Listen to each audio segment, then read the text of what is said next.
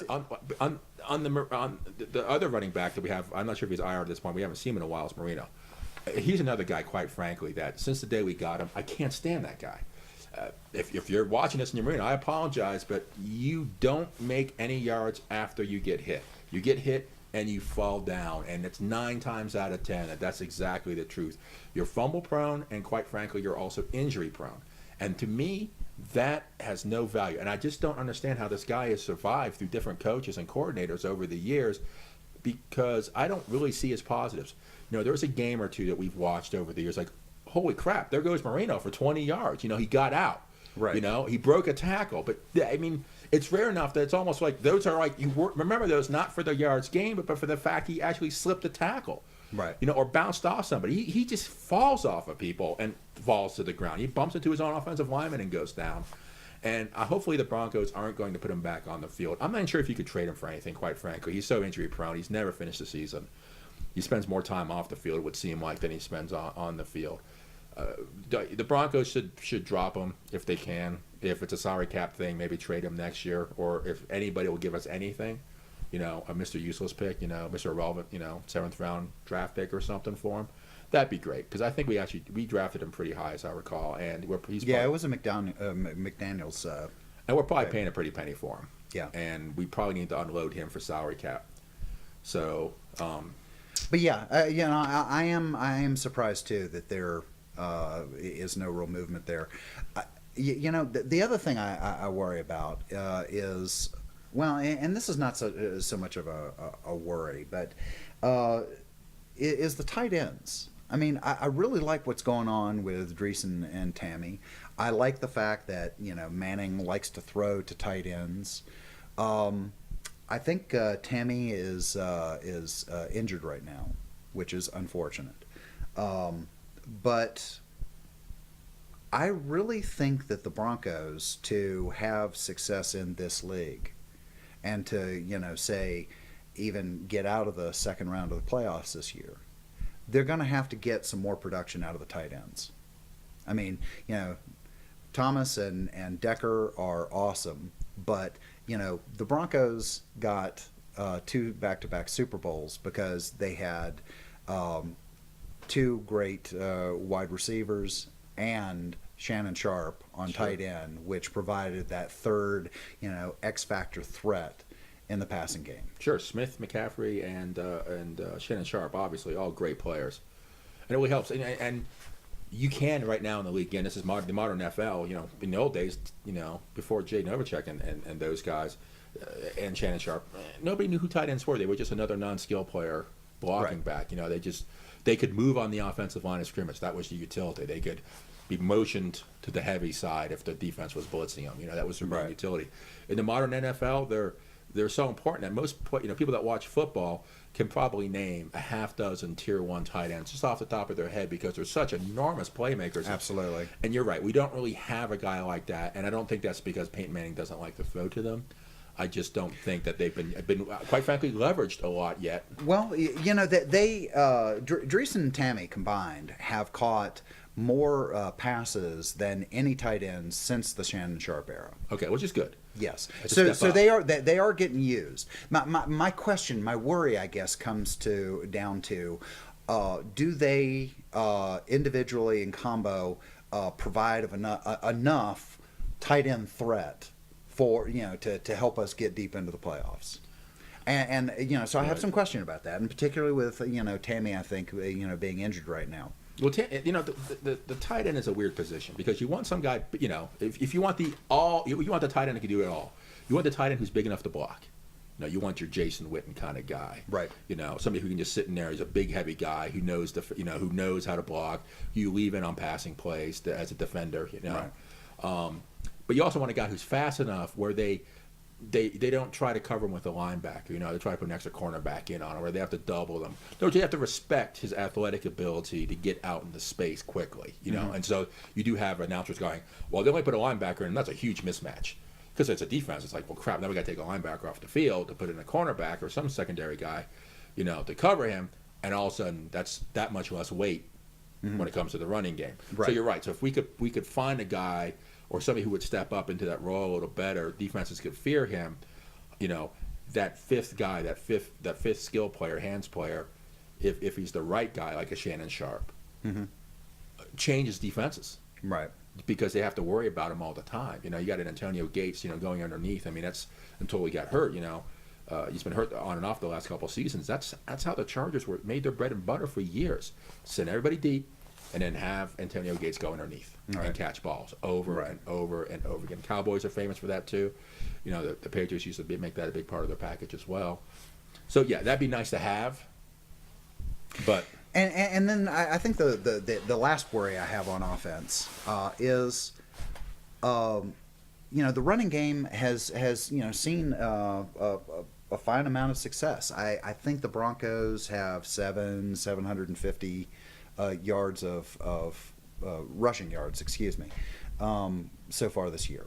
So not bad, averaging about 100 plus yards a game, and doing it, quite frankly, in a lot of cases. I mean, and you have to weigh that against the fact that they haven't been able to run nearly as much as they like, because in a lot of these games, a lot of these early season games, they're 20 points behind at the half, and the running game goes away. Right. So they've done well with the run, in spite of the fact that until this last game, in the last half of the Chargers game, they really haven't been able to leverage it that much. Exactly. And, you look at this last game against New Orleans, and you see 300-plus yards of offense. By the way, Peyton Manning set personal best with 5 games in a row now of 300-plus yard games. So, yep. I mean, but anyway, but in also getting the 300 yards, they also got 225 yards or so of running out of that game. So I love how balanced the attack is. However, I still have a question in my mind about how well the offensive line against playoff caliber teams could do in opening up holes. When we were playing the Falcons, when we were playing the Texans this year, there was the offensive line didn't really seem to be having a lot of success in opening up the gaps. I agree. So I still have a question about that. Maybe it's different now. Maybe there was, as with the rest of the team, kind of a gelling problem, going on. Everybody kind of feeling their responsibility and the esprit de corps. I don't know. But that's the other thing. So concerns about using McGahee too much. Hoping that the tight end core, the tight ends can step up and be a more legitimate threat, because that has the reciprocal benefits of also opening up Decker and Thomas, to catch. But with the tight ends, great job on the blocking last week. Peyton Manning didn't get his jersey dirty at all, and that's offensive line and tight ends, and of course tailbacks as well. Right. All stepping up to contribute there. Anyway, going on. So and then the offensive line, have a little bit of a worry about whether or not the O-line can, against top-tier teams, can, open up some holes. And unfortunately, the biggest problem that we have in trying to answer these questions is that throughout the latter half of this season, the Broncos just really aren't going to face any top-tier teams. I think they play maybe the Ravens. Sure. Let's spend the last few minutes here talking about the upcoming schedule, actually, and maybe I was thinking we could wrap this up with some picks. Next week's picks for the division. Okay. So this year we're playing the NFC South and the AFC North, and as far as the NFC South is concerned, well, they're a pretty crappy division with the sole exception currently of the Falcons. Right. And we've all played the Falcons, and the Falcons beat all of us, so that's off the table. So as far as the schedule is concerned, nobody wins or loses on that. That's just basically a game that we all lose. Because ultimately, all you have to do, of course, in pro football is win your division, and then you're in, just like the Giants last year. You know what? We should spend a minute actually talking some more about our division. Okay, sure. Because, first off, the low fruit in talking about our division of the Kansas City Chiefs. I know. And the easy thing to pick on, of course. Sorry, I was a Kansas City fan. I know. Well, they're snake bed in all their professional sports right now. That's I true. mean, the Royals, good God. The Royals have won exactly 2 more games than the Kansas City Chiefs have in the last 2 years, if I remember correctly. Oh, jeez. Anyway, but something I find interesting is the coach Romeo Crennel. Yep. he was the head coach for the Browns, and was responsible, I believe, for the draft of Brady Quinn. That is correct. Now, earlier this morning, there was an article where potentially Quinn was going to be made the starting quarterback permanently. But he got hurt. Yes. Now, so I find that kind of interesting, actually, that it seems like Cornell feels comfortable with Brady Quinn, even though Brady Quinn is kind of an X factor. Well, but they've got quarterbacks that keep getting hurt. It's a carousel of hurt quarterbacks out there, of course. It's that whole injured versus hurt thing. How effective are they truly? Right.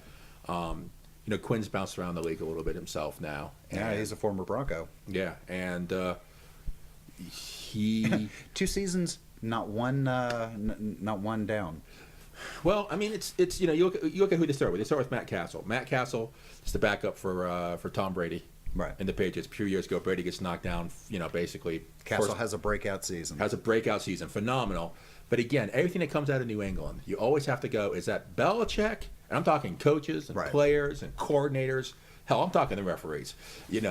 Is that really them, or is Belichick such an amazing coach that he can make anything successful no matter what? You give him any 3 parts, and he'll make a rocket ship out of that. He is kind of a MacGyver of a coach. He really is a MacGyver. So, I think Cornell actually comes from New England all the way back in the day. I won't swear to that, but I'm pretty sure that's true. But, so you get Castle as a breakout year. Of course, the Patriots are notoriously cheap. They get Tom Brady back. They won't pay Castle what he wants, so he goes over to the Chiefs. And I was going, and that happened, I was like, oh, crap. If we have a really good quarterback, that's going to make our life hard because we haven't had a good quarterback since Elway. Well, he goes to the Chiefs, and he doesn't really... Until Manning, of course.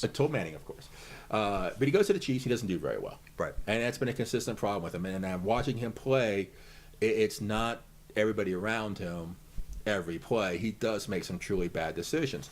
So now, of course, Cornell making the mistake that it seems like a lot of head coaches do, which is listen to what the fans want. When you listen to what the fans want, you get Tim Tebow as your quarterback. I'm looking at you, Jets. You really should not be asking for that because you have no idea what you're going to unleash on yourselves. But so they stick Quinn in. And Quinn's not a very good quarterback either. I mean, you can watch game film of this guy. I mean, I don't have game film, but I have watched a lot of football, and he's not very good. So the Chiefs, quarterbacks aren't very good. Their offensive line is probably the worst in football. I think I'm pretty safe in saying that right now. Although they do have a fairly strong run game. I think that they are like 3rd in the league on rush yards. Oh, okay, well there you have it. How? I don't know. That's the mystery. I mean, I haven't, because they've been so miserable, I haven't really paid much attention. When you kneel the ball down the end game because you've lost, does that count for positive yards or something? I don't know. The thing about it, though, is that, since the beginning of the season, it's been pretty clear that KC was not going to be the reason that the Broncos didn't make the playoffs, and so I haven't really paid attention to them. No, they're nobody this year. The bottom line is that, unfortunately, KC's problems seem so profound that I don't even know that you can talk about them being in a rebuilding mode. And ironically, they've had 3 or 4 years now of being in a rebuilding mode and don't seem to be making any progress. Different coaches, different coordinators, different players, and it hasn't worked for them. Their program it does truly seem to be stuck. And quite frankly, barring some miracle draft and a complete revamping of their system, they're going to be the same Chiefs next year as they are this year. Frankly, I think they were last year. Frankly, I think they would have been better off actually holding on to Orton, because as much as I think Orton is a better, more consistent quarterback that you can design an offensive scheme around than you can around the inconsistencies of either Castle or Quinn. It's one of these cases where if you're not going to have a star quarterback, you at least want to have a predictable quarterback. Sure. Yeah, their acquisitions, the Castle acquisition made a great deal of sense. Like I said, I was really worried about that initially. The Quinn acquisition, not really so much. Like you said, maybe they should have stuck with Orton and gone to the draft. Yeah. And been patient there. Who knows? So the Chiefs, I think they're going to spend a ton of time on it. I think they're a non-factor this year. I guess the next team probably talk about is the Raiders, another team that's... The funny thing about it is I actually see... I see the Raiders and the Chargers as being roughly equivalent teams. However, I see them passing each other in terms of momentum and I think the Chargers are on their way down and the Raiders are on their way up. Right this second. And you know, the thing about it is, I actually think that there are more pieces in place for the Raiders. You know, Carson. You know, here's a case in point. I would rather have Carson Palmer as my quarterback than Phillip Rivers, despite the fact that Phillip Rivers is a 4-time, Pro Bowl selection. You know, despite that he's the 7th fastest person to ever achieve 7,000 yards of pass, blah, blah, blah. Statistically, Rivers is a great quarterback who can't seem to finish, finish the games. Yeah. Carson Palmer is a lesser quarterback rating. However, I think he is predictable enough to build a scheme around for the next couple of years until they can find their next, their what's next. I think with the Raiders, I think in my mind what you have to talk about is kind of the Raiders have existed really in 2 eras: the Al Davis era and the post Al Davis era. Exactly. Now that just ended last year, and I appreciate a lot of Al Davis's great qualities. I mean, the fact that he would hire black players, he didn't care if you could play, you could play, and at the time that was a pretty amazing thing. But Al Davis had a lot of negative effects on the team. You know, back in the 70s when the league wasn't really as tight on the rules, and you can get away with a lot of dirty stuff. You know, the Raiders were famous for the stick-'em and the fake cast that they would literally beat people unconscious with. I mean, it was a classic shot. Most football players or fans, know the shot of Simpson OJ going right up the middle, and a Raider linebacker clipping him on the head with a fake cast and literally knocking him out in the field. Blew his helmet off, and he's on his hands and knees, head on the ground, doesn't know where he is. That's the old Raiders, and that worked for him because back in the day, the league and the officiating crew, and as well as the rules themselves, really didn't care that much. Football was a lot rougher sport, and everybody acknowledged Absolutely. It was a gladiator sport. And Al Davis fed into that. He didn't care how you played, as long as you won. And John Madden came along and took them to their championship with that philosophy.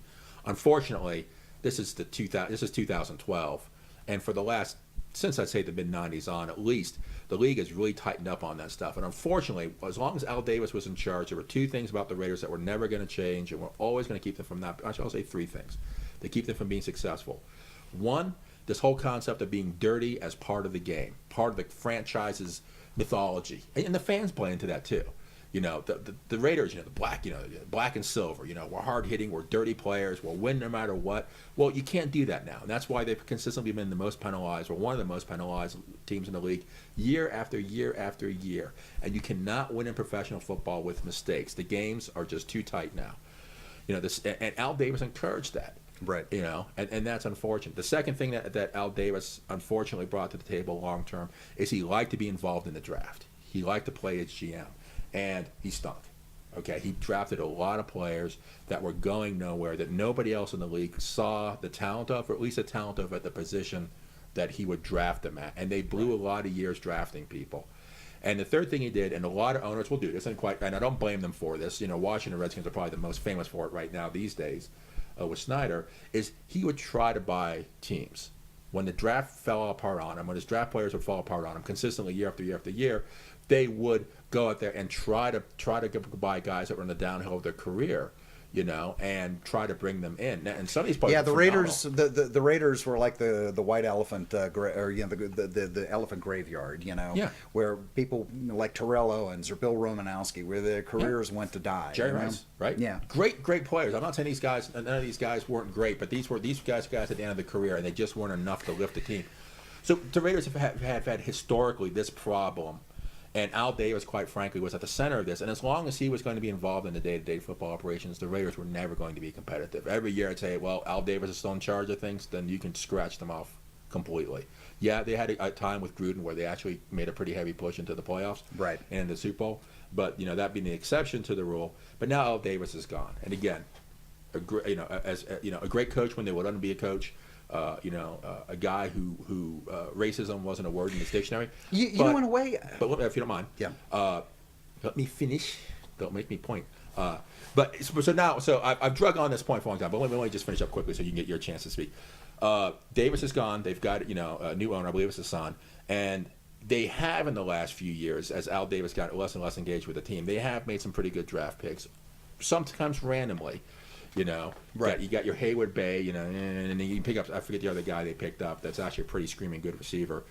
So they have been in this weird process of rebuilding probably for 5 years, but I think they're seeing progress in their program where the Chiefs aren't. And this year, I think some things are going to gel for them. Well, I think one of the places with it, there are two major problems right now. One is that, despite the fact that I like Hayward Bay from playing him in Madden football, He was our number one receiver. Yes, exactly. Fast. He was fast. That was the 2010 version, so obviously they didn't account for the game again. But arguably the Raiders have probably may have one of the worst receiving cores in the league right now, and that's a problem. I mean, Carson Palmer can throw the ball. Sure. I mean, is he a great quarterback? He's a good quarterback. He's a good quarterback. I say I was going to say he's the second best quarterback in our division, but I think you could argue that. But he's a good quarterback. Bottom line is, though, that if he had better hands to throw to, they would be seeing some more success. But you know what? They are 30th in the league on the rush, and that's not going to help them ever. No.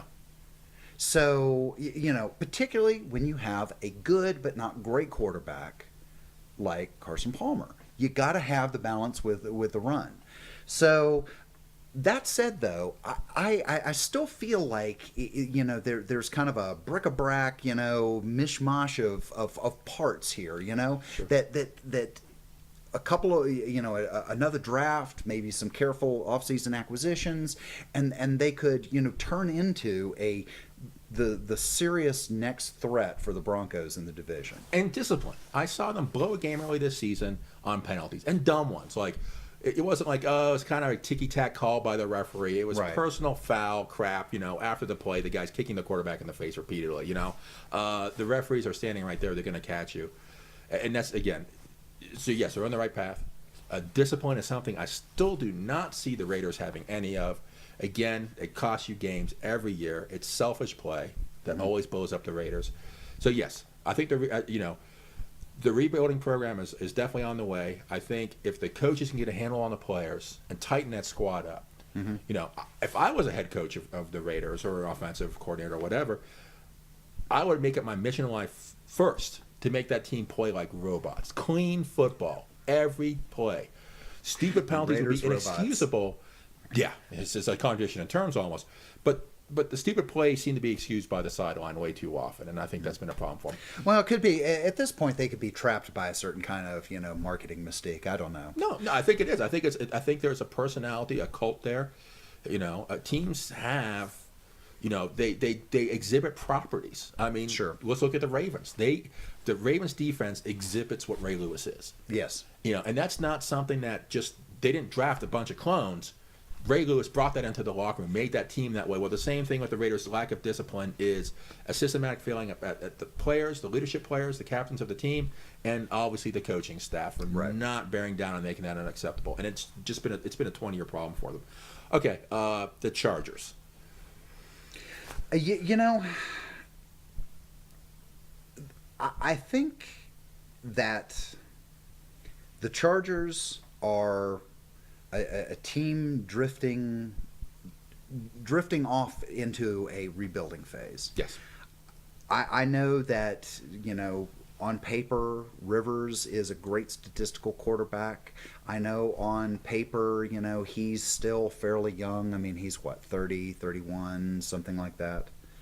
On paper, Rivers should have 3 quarterback rings like Tom Brady, or He should. He should. Actually, how many Super Bowl rings does Brady have? I think 3. I would. Been 5, owns 3, I believe. Yes, I think you're right. That's right. He tied Elway on the Super Bowl appearances. Anyway, but for whatever reason, Rivers is a guy that just can't get it done. He can't get it done, as the leader of his squad. And you know what? The way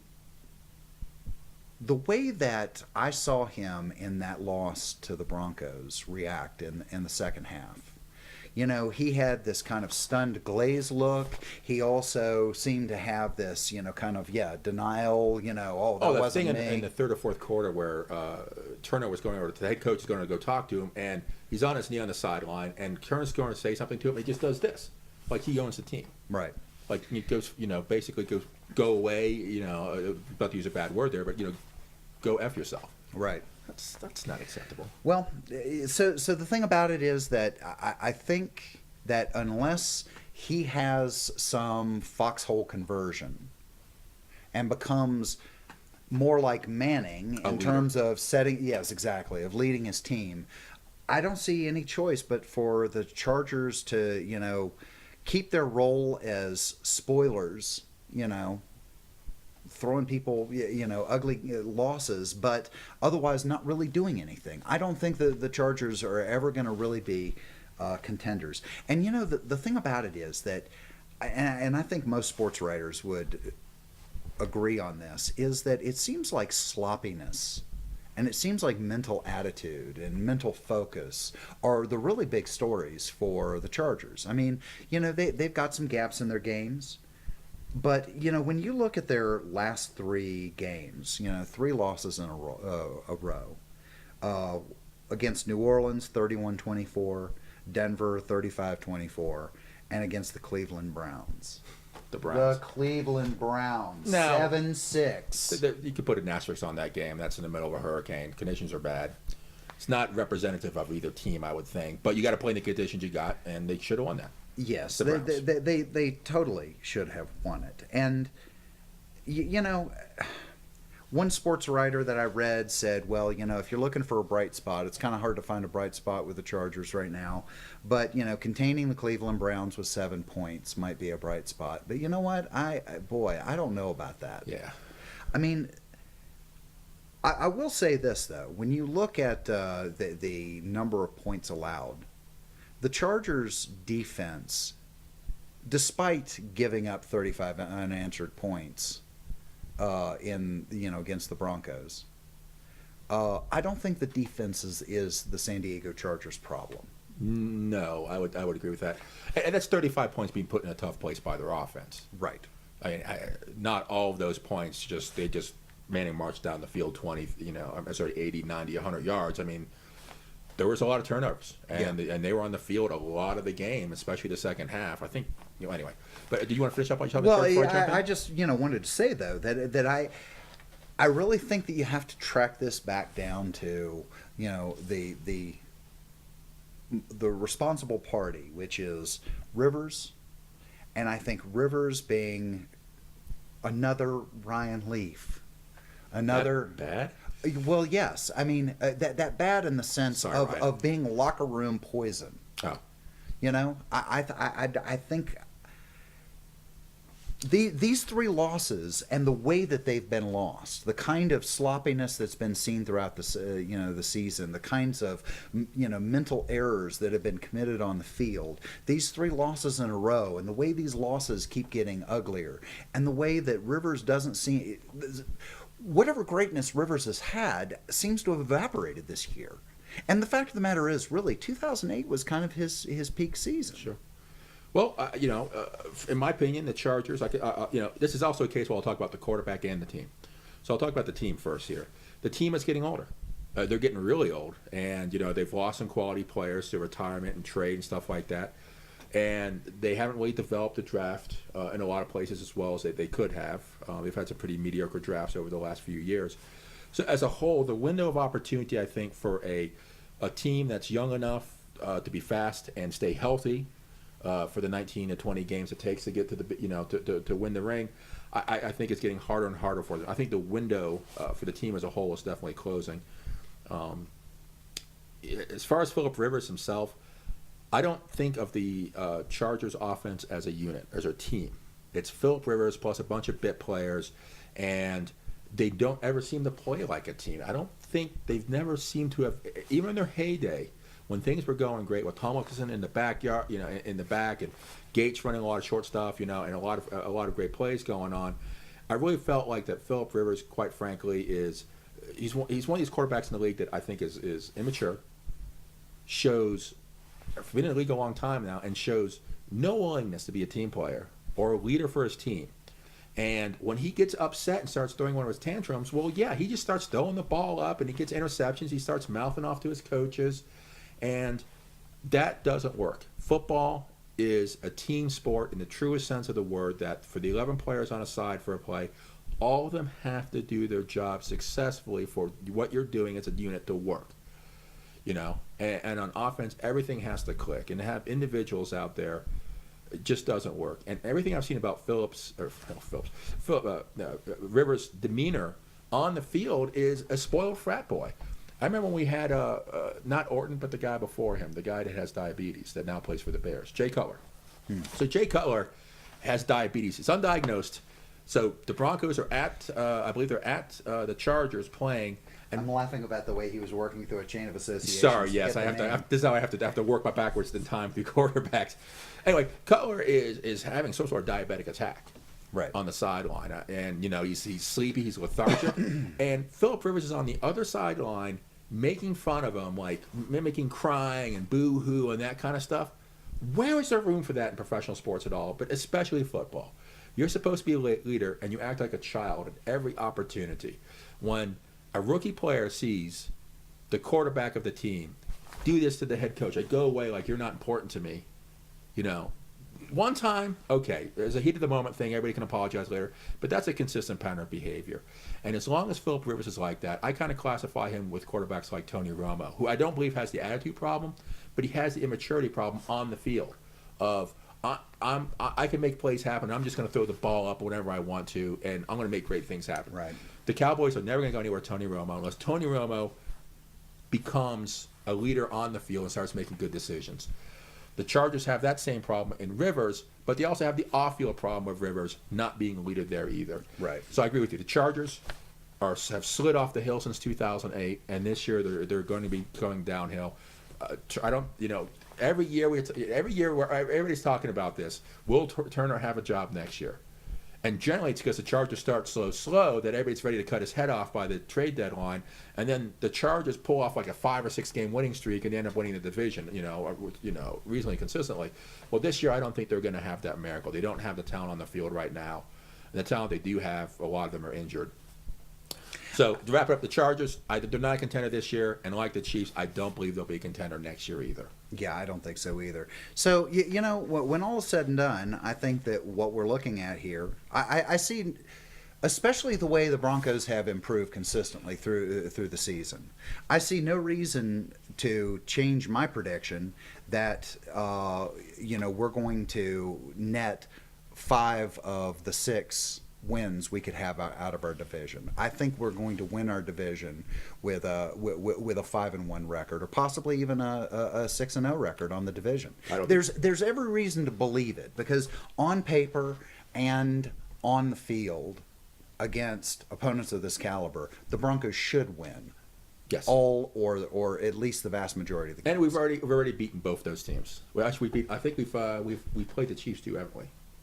No, we haven't. We have not. So we still got the 2 Chiefs on the board. But again, it's a stinker team. I don't see them being competitive. So the 2 teams that are semi-competitive, yes, we've beaten. And to add to that, by the way, is the Broncos have had a bad habit over the years of playing down to their opponents. Right. However, I didn't really see that last year that much with. No, not with John Fox. I think that problem has gone away. Well, with John Fox, yeah. And even Del Rio to a lesser extent. So basically, I think that they should, if this were in years past with the coaches, I could see the Broncos probably dropping a game to Kansas City when they shouldn't, But I don't see that happening this year. So. Yeah. So I mean, let's look at schedules. I mean, if we're gonna before I think we talk about individual teams as far as what we think they're going to do next. This year it's the AFC West plays the AFC North. That's the interconference stuff. And we play the NFC South. The NFC South is a pretty bad division. But at the end of the day, because of the way the league scheduling format now is, you've got your 6 inside division games, you've got your 4 intra-conference games, and you've got your 4 out-of-conference games. So right there, that's 14 games out of 16 that every team in your division will be playing this exact same schedule. So, and only 2 optional games that the league can plug in or out. You know, we got to see the Patriots, you know, that kind of stuff. Right. So what that means, though, I mean, for the 14 games that we all play the same, is, of course, the division games become enormously important now. Because you win and lose those division games, you can put yourself away from your opponents right away.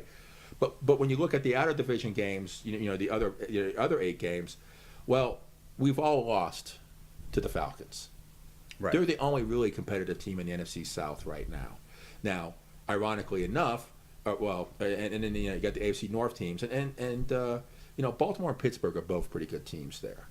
So, you know, those are games that are going to be tough. But at this point, with the Raiders and the Chiefs and the Chargers all kind of losing games that we think we're probably going to win, I think it puts us in a good position. I mean, at this point, looking downrange in our schedule, the one team that we got that I think that I don't want to say is a real competitor, but I think is a team that has the strongest shot to completely blow us out, or is a better tier team than us right now, is the Ravens. Right. The Ravens, but outside of that, are there 9 games we got left? But the thing about it is they've been kind of creaky without Ray Lewis, you know. Right, and now they're looking pretty bad because Flacco is not playing. You know, Flacco's a streaky quarterback, Right. and he's being bad right now as opposed to good earlier. And without Ray Lewis, the defense doesn't look very sharp. But everybody, you know, the San Diego's got to play Baltimore. The Raiders have got to play Baltimore. The Chiefs have already lost to Baltimore, I believe. So we got one hard game. The Chargers got Baltimore and Pittsburgh and New York. It was one of the optional 2 games they get. New York's not a great team. They're streaky, but they're tough. And I think they're arm and shoulders above pretty much anybody else in our division. So the Chargers got 3 games left in their schedule that are just going to be tough for them to win, that are hard games. The Raiders got Baltimore, and I hate to put this on here after the Broncos' performance last weekend, but they also have New Orleans. And New Orleans isn't really a good team this year, but Drew Brees is on that team, and when Drew Brees is good, they can light up 30 points no matter what their defense is doing. Right, exactly. So I think that's a challenge game for them. And the Chiefs only really have Pittsburgh left as a viable opponent. They've already lost to the Ravens. So when you look at what's left on the schedule and the teams we still have left to play, just on the surface, Denver has an advantage. You know, all these other teams have, you know, except for the Chiefs, who are out of contention. I'm not even going to talk about them anymore because they just aren't going to drag themselves out of a hole. So for the other 2 teams that are still in contention, 3 and 4 teams behind us, we're at 4 and 3. Both of those teams have 2 or 3 games outside of the division that are very, very tough. And so, you know, and that alone is going to make it hard on them. And they've got to, you know, and they've all got to play us again. And we've already beaten, you know, the Raiders and the Chiefs once already. You know, so the worst we'll do with them Raiders is split. and Chargers, but yeah. Or, sorry, Raiders and Chargers. I'm sorry, I keep saying the Chiefs. We've already played the Raiders and Chargers once. We beat them once. So the worst we're going to do with those guys is split it. Right. Right? And the NFC South, those games, I think everybody who's got the NFC South games left, those are all winnable for any of the teams. You know, it's the Buccaneers and things like that. They're not very good this year, unfortunately. So basically, bottom line is that the Broncos should probably most conservatively come away with a 2 or 3 game advantage by the end of the season if everybody plays reasonably consistently. In other words, the Chargers and the Raiders and the Broncos kind of play at the level they've been at against out-of-division opponents. You know, the tendency for me is to be careful about hyperventilating too much about the Broncos. Sure. But, you know, I'm beginning to think that they might actually be on the lower end of the top tier teams. I think that they could be one of the top 10 teams in the league right now. So, of course, the proof is in the pudding. Paper bag. I need to start hyperventilating. I mean, that's such a modest prediction. I mean, the bottom line is that Manning right now has the highest quarterback rating in the league at 109 something. The thing is, though, I think we're no longer playing for a wild card spot.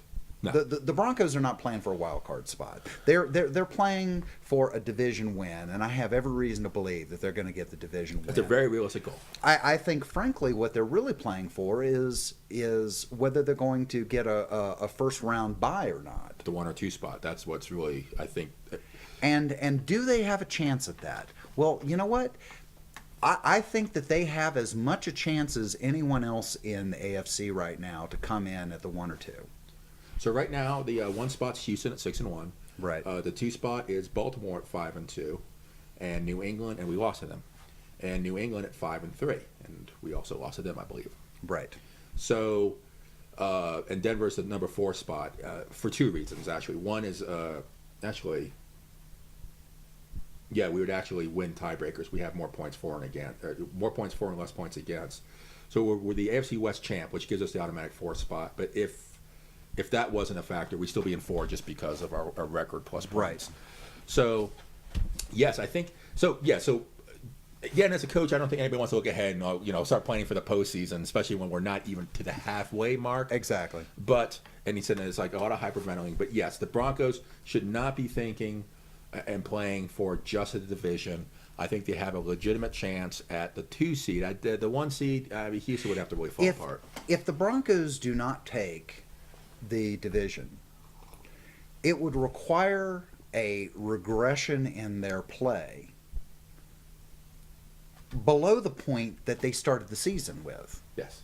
And the only way I see that happening is if Manning is in fact Mr. Glass. Right. You can't tell. We can go on the feet. I mean, so you can't look too far ahead. The glass gets murkier every week. Right. I certainly agree with that. Looking, statistically, ironically enough, the Broncos had one, I think, if not the hardest, one of the top 3 hardest on paper schedules for 2012, based on the 2011 team's win and loss records. But for us, it was all front loaded. All our hard games are done. Right. With the exception of Baltimore. Really? You guys are a great team, and I don't want I don't want some guy in purple breaking down my door. But the rest of these teams they're the lower tier teams. Right. So, and we still have most of our division games to play through the balance of the season. Absolutely. So, we have 2 division games that really matter, and quite frankly, all the Chiefs can do for us at this point, and hopefully, is just give us the 2 easy wins that again put us a little bit ahead of the. Actually, you know what they can do for us, or what we can do for us, Broncos Nation can do for itself, is not only win those games against Kansas City, but win them with flourish. You know what I'm saying? Because if the Broncos can go in there and win those 2 games against Kansas City, with a 35 or 10 score, something really just solid, meaty, not even necessarily a blowout, but just 4 good, solid quarters of football.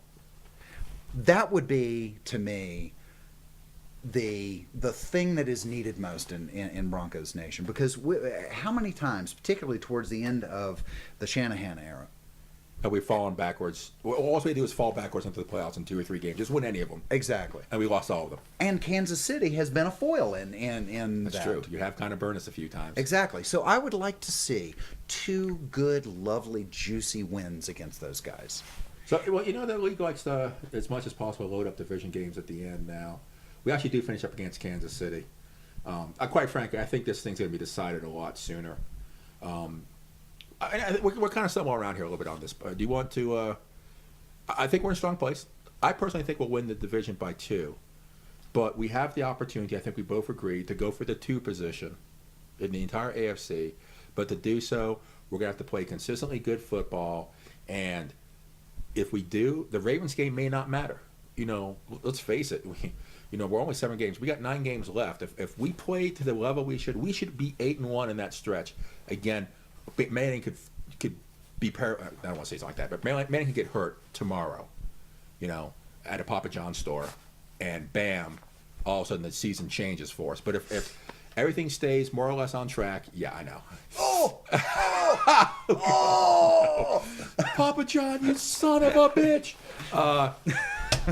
If things stay on track, we're certainly in a place to rack up a lot of wins against some weak opponents and be in the chase at the end. Just have the division wrapped up in week 13-ish and be in a position maybe to push into that second place position if other teams up there, like Baltimore, to continue to fall off. I don't think Houston's going to fall off, but I think Baltimore is in a bad place right now.